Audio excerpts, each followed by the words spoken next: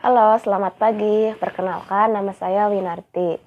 Dalam kesempatan kali ini, saya akan membahas mengenai materi sejarah tingkat SMP mengenai masa pendudukan Jepang di Indonesia.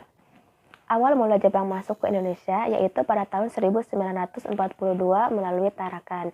Yang melatar belakangi masuknya Jepang ke Indonesia yaitu muncul imperialisme Jepang yang menang dari Perang Asia Timur Raya, lalu menyerang Indonesia untuk memenuhi kebutuhan logistik mereka. Sifat pendudukan Jepang di Indonesia pertama yaitu dengan mengambil hati rakyat Indonesia, dengan mengizinkan mendengarkan lagu kebangsaan Indonesia dan mendengarkan pidato tokoh Indonesia melalui radio Tokyo. Dengan begitu, rakyat Indonesia mempercayai bahwa Jepang nantinya akan membantu kemerdekaan Indonesia. Sifat pendudukan Jepang yang kedua yaitu menggunakan semboyan 3G, Gold, Glory, dan Gospel. Gold itu artinya kekayaan, Glory itu kejayaan, dan Gospel misi menyebarkan agama. Jepang datang mengaku sebagai saudara tua Indonesia yang nantinya akan membantu kemerdekaan di Indonesia.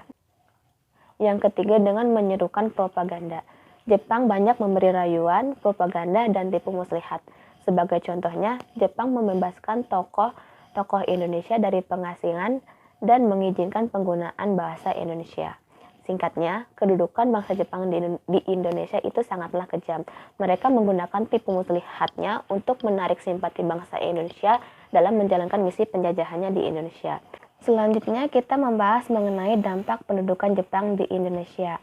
Pada masa pendudukan Jepang, wilayah Indonesia terbagi menjadi 3 bagian, yaitu pemerintahan militer Angkatan Darat ke-25 yang berpusat di Bukit Tinggi mencakup wilayah Sumatera.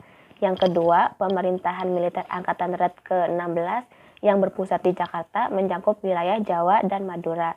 Yang ketiga, pemerintahan militer Angkatan Laut kedua yang berpusat di Makassar yang mencakup wilayah Sulawesi, Kalimantan, dan Maluku. Di samping itu, dampak pendudukan Jepang di Indonesia terdapat dampak positif dan dampak negatifnya. Dampak positifnya antara lain bahasa Indonesia diperbolehkan menjadi bahasa nasional. Jepang membentuk koperasi di bidang ekonomi untuk kebaikan bersama.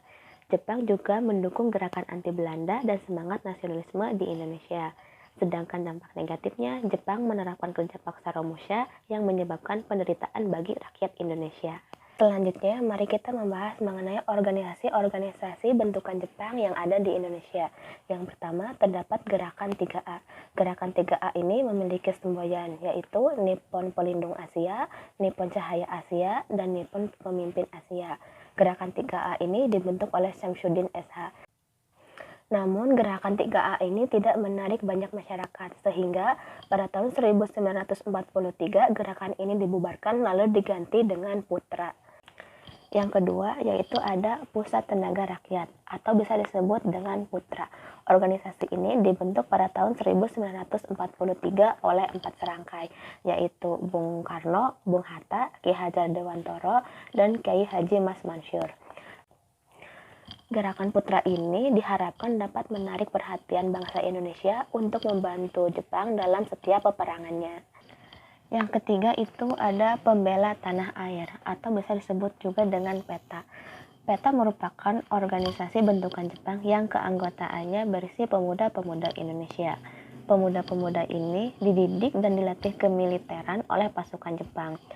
Para pemuda ini nantinya akan menjadi tiang utama perjuangan kemerdekaan bangsa dan negara Indonesia. Tujuan awalnya pembentukan organisasi PETA ini yaitu untuk memenuhi kebutuhan peperangan Jepang di Lautan Pasifik. Namun, karena organisasi PETA ini bersifat nasional dan dianggap membahayakan kedudukan Jepang di wilayah Indonesia, maka pada tahun 1944 PETA dibubarkan. Materi selanjutnya yaitu mengenai kebijakan Jepang di Indonesia. Yang pertama yaitu Romusha. Romusha merupakan kerja paksa tanpa dibayar pada masa pendudukan Jepang. Tujuannya untuk membangun sarana dan prasarana untuk kepentingan rakyat Jepang. Sarana dan prasarana tersebut antara lain jembatan, lapangan terbang, dan gua-gua tempat persembunyian. Kebijakan Jepang lainnya di Indonesia yaitu kebijakan wajib militer.